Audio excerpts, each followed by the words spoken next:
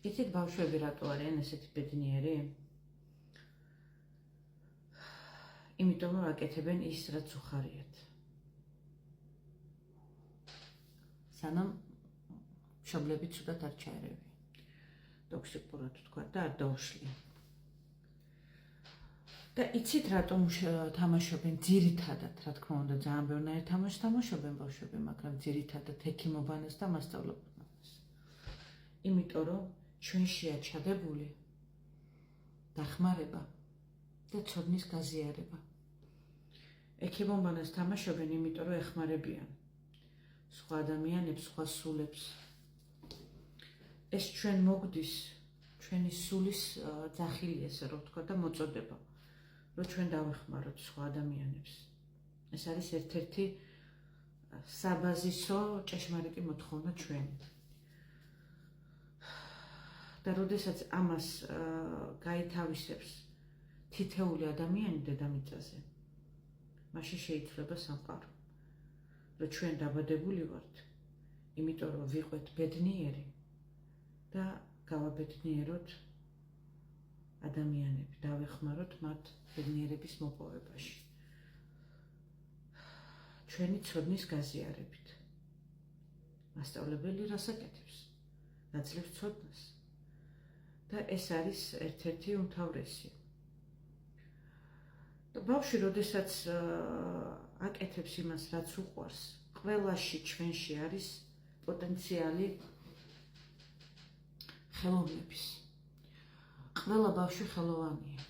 ზოგს უყვარს მუსიკა, ზოგს უყვარს ხატვა, ცეკვა, კუბიკების აწყობა, 1000-1000-ნაირი რაღაცები. მაგრამ მერე ბავშვები რო იზრდებიან, რა ხდება? ის ხდება, რომ არ არის ეხა მაგისტრო, ეხლა უნდა ისწავლო, ეს უნდა გააკეთო, ის უნდა გააკეთო.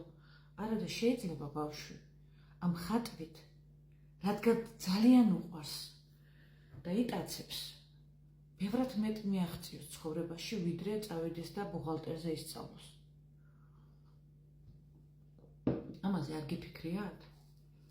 რომ თქვენ თვითონ კეხავთ ამ ბავშვებს, ანგრევთ მათ ფსიქიკას და აძალებთ იმის კეთებას, რაც არ უნდა. იცით რატო აკეთებთ ამას? იმიტომ რომ თქვენ თვითონ არ აძლევთ საკუთარ თავს, აკეთოთ ის, რაც გიყვართ და აიძულებთ, აკეთოთ ის, რაც არ გიყვართ და ზუსტად მასე გინდათ გაზარდოთ ბავშვები. რომ აიძულებთ იმათ გააკეთონ, რაც არ უნდათ.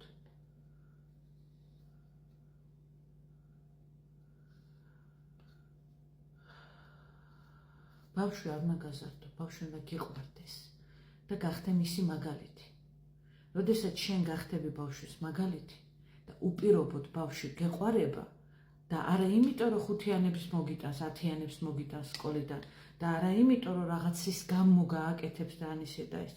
არა, უბრალოდ რომ გეყვარება. ბავშვი რო იბადება თოთოროა შვილი, ხო გიყვართ, რაც არ უნდა გააკეთოს, ღამეებით რო გაგათენებიოთ, იტიროს, რაც არ უნდა მოხდეს, ხო გიყვართ მაინც. დაიცვლება მერე ბავშვი რო იზრდება.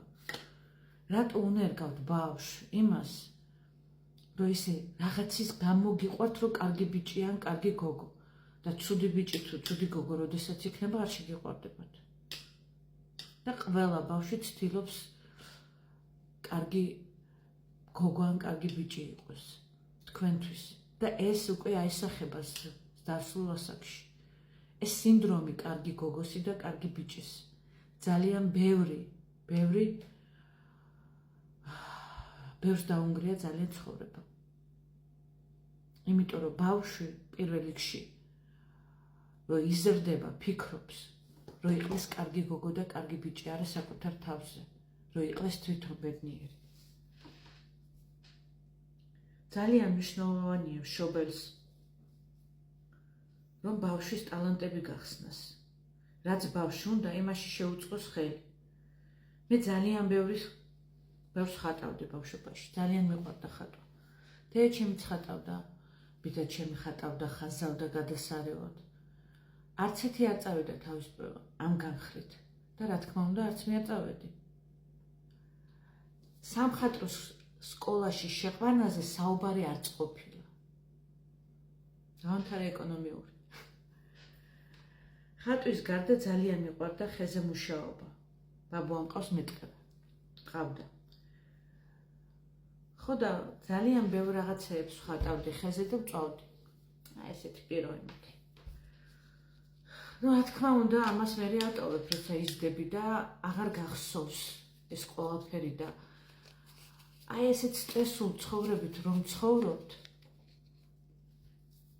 აღარა გვაქვს სახალისო არაფერი ცხოვრებაში.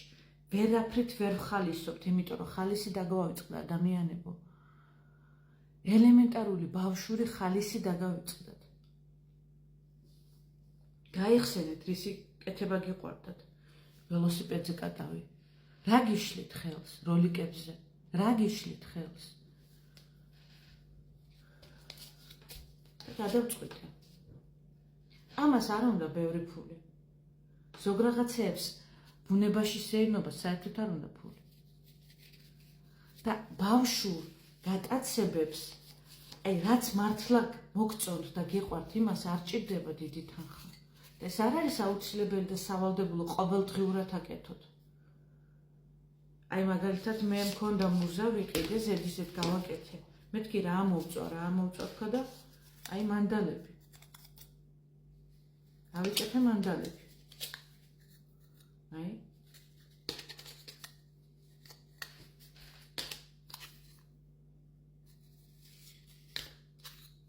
ჩაუთქვით რაღაცა. და ჩემთვის გავაკეთე. ამას მე რელაქს წაუსმევ. ჩვეულებრივად გამოვიყენებ. ეს არ არის აუცილებლად ყოველდღიურად აკეთოთ. კვირაში ერთხელ, თვეში ერთხელ. ის, რაც უბრალოდ ძალიან მაგრად გიყვართ და რაც გავსებთ ენერგიით. ეს ხოთი შორის არც ყავა არ არის და არც ჩაი. ძალიან მაგარი სასმისია, ფან დეტოქსი ქვია. ღვიძლის წმინდავს ფანტასტიკურად.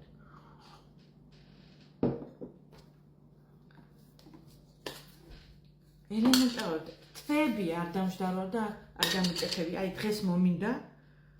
ვზივარ ახლა და ესეთ სიამოვნებას ღებულობ, რომ ამას ვაკეთებ, თქვენ ვერ წარმოიდგენთ. ეს ემოციები, ეს გავსებთ ენერგიით. ნახეთ ის საქმე, რაც გავსებთ ენერგიით და როდესაც დაიღლებით იმის კეთებით, რაც არ გიყვართ, გამონახეთ 5 წუთი, 10 წუთი, ნახევარი საათი და გააკეთეთ ის, რაც გიყვართ. კვირაში ერთხელ, თვეში ერთხელ არ არის ყოველდღიურად აუცილებელი. როდესაც მოგინდებათ და თქვენ თვითონ შეხედავთ, როგორ შეიცვლება თქვენი შინაგანი მდგომარეობა. იმიტომ რომ შინაგანი მდგომარეობა ყოველთვის წყვიტავს ცხოვრების მომავალს. როგორი ცხოვრება გექნებათ, როგორი დღე გექნებათ, როგორი კვირა, როგორი თვე.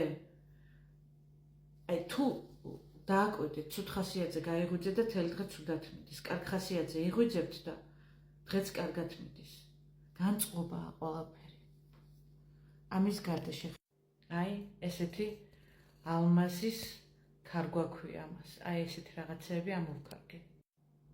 ვიხსენებ იმას, რაც მე მიყვარდა ბავშვობაში, რასაც ვაკეთებდი და მერგავ ჩემ ცხოვრებაში ნელ-ნელა. ვაკეთებ ყოველდღიურად არ არის, გეუბნებით, ესენი გავაკეთე და გავიდა ახლა თვეები არც მივკარები ვარ. ახლა მომინდა და დავჯექი გავაკეთე. როდესაც თქვენ თვითონ მოინდომებთ, მიეცით საკუთარ თავს უფლება, რომ ელემენტარულად გაიხალისოთ თავი. დამუხტოთ თავი დადებითი ემოციებით. ეს არის ერთადერთი, რაც შეგრჩებათ ამ ცხოვრებაში. გადაერთეთ თქვენი ტვინი დადებითზე. ნუ ფიქრობთ სულ ნეგატივზე. შიგნიდან იწყება შეცვლა ცხოვრების. ნუ დაელოდებით გარე ფაქტორებს, არ შეიცვლება. სანამ შიგნიდან არ შეიცვლებით, გარედან არაფერი არ შეიცვლება. დამერწმუნეთ. საკუთარი თავიდან დაიწყეთ ყველაფერი და ნახავთ მე როგორ შეგეცვლებათ სამყარო გარშემო.